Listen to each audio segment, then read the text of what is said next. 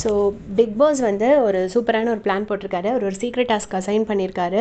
சாண்ட்ராக்கு தான் அந்த task assign பண்ணியிருக்காரு. அந்த டாஸ்கோட டீட்டெயில்ஸ் என்ன அப்படின்னு பார்த்தீங்கன்னா, சாண்ட்ராவை ஃபஸ்ட்டு கூப்பிட்றதுக்கு முன்னாடியே அவர் பிரஜினி அமித்தையும் கூப்பிட்டு பேசிட்டாரு. ஸோ தட் டவுட்டே வரக்கூடாது அப்படிங்கிறதுக்காக. அதில் ஒரு பெரிய மேட்ரு என்னென்னா, பிரஜனை கூப்பிட்டுட்டு பிரஜன் வந்து அமித்தை கூப்பிடும்போது தீபக் அண்ணா என்ன மாதிரி கேமர்னு தெரியல, அந்த மோமெண்ட்லேயே சொல்லிட்டாரு ஏதோ சீக்ரெட் டாஸ்க் கொடுக்குறாங்க போல இருக்கிட்ட. மஞ்சரியும் அதே மோமெண்ட்டில் சொல்லிட்டாங்க. ஸோ இதனால தான் இவங்கெல்லாம் ஓஜி கேமர்ஸ்ன்னு சொல்கிறாங்க போல இருக்குது. சொல்லிவிட்டு இவங்களெல்லாம் கூப்பிட்டு பேசிட்டாரு. பேசி முடிச்சதுக்கப்புறம் சாண்ட்ராவை கூப்பிட்றாரு.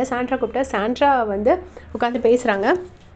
அப்போ முதல்ல கொஞ்சம் சிம்பிளாக கேட்டுட்டு எங்களை வைல்ட் கார்டுனால கொஞ்சம் கார்னர் பண்ணுறாங்க, சரி அக்செப்ட் பண்ண மாட்டேங்கிறாங்க அப்படிலாம் சொல்கிறாங்க. அந்த கன்சர்ன்ஸ் எல்லாம் கேட்டு முடிச்சுட்டு சொல்கிறாரு, உங்களுக்கு இப்போ நான் ஒரு சீக்ரெட் டாஸ்க் அசைன் பண்ண போகிறேன். இந்த சீக்ரெட் டாஸ்கில் நீங்கள் என்ன பண்ணுவீங்க எது பண்ணுவீங்க தெரியாது. ஏதாவது அமளி துமளி பிரச்சனை ஏதாச்சும் ஒன்று பண்ணி 3 விஷயம் சொல்கிறேன். அந்த 3 விஷயத்தில் 2 விஷயம் நடக்கணும் அப்படின்னு சொல்கிறாரு. அந்த 3 விஷயம் என்னெல்லாம் அப்படின்னு பார்த்தீங்கன்னா, ஒருத்தர் வந்து வேலையை விட்டுட்டு போகணும், ஒருத்தர் வந்து வேலையை விட்டு தூக்கணும், யாரோ ஒருத்தர் வந்து தான் இருக்கிற வேலையை குவிட் பண்ணிட்டு போகணும், இன்னொருத்தரை வந்து மேனேஜ்மெண்ட் வந்து வேலையை விட்டு தூக்கணும், 3வது வந்து ரோல் ஸ்வாப் நடக்கணும். இவங்க இப்போ ஃபார் எக்ஸாம்பிள் இன்றைக்கி மார்னிங் விக்கல்ஸ் விக்ரம்க்கும் திவ்யாவுக்கும் நடந்துச்சு இல்லையா, ஒரு ரோல் ஸ்வாப், அந்த மாதிரி ஒரு ரோல் ஸ்வாப் நடக்கணும்.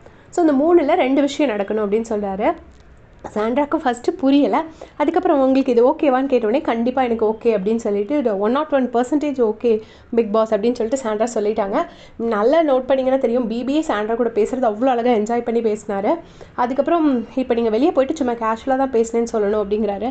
உடனே பிரச்சனை என்கிட்ட எதுவுமே சொல்லலை பிக் பாஸ் அப்படின்னு சொல்கிறாங்க. உடனே அது உங்கள் வீட்டில் இங்கே கிடையாது, இது பிக் பாஸ் வீடு அப்படின்னு சொல்லிட்டு கிண்டல் அடிக்கிறாரு.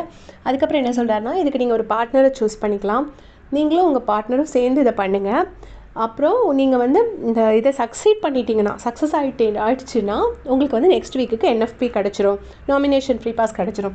சப்போஸ் சக்சீட் ஆகலைன்னா அந்த பாஸ் வேறு யாருக்காச்சும் போயிடும் அப்படின்னு சொல்கிறாரு.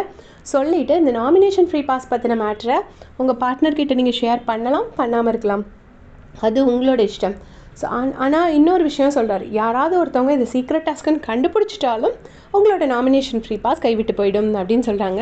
ஸோ அதை வந்து பார்வதி கண்டுபிடிக்கிறதுக்கான நிறைய சான்சஸ் இருக்குது. ஏன்னா அவங்க பயங்கர இன்டெலிஜென்ட்டாக நமக்கு எல்லாருக்குமே தெரியும்.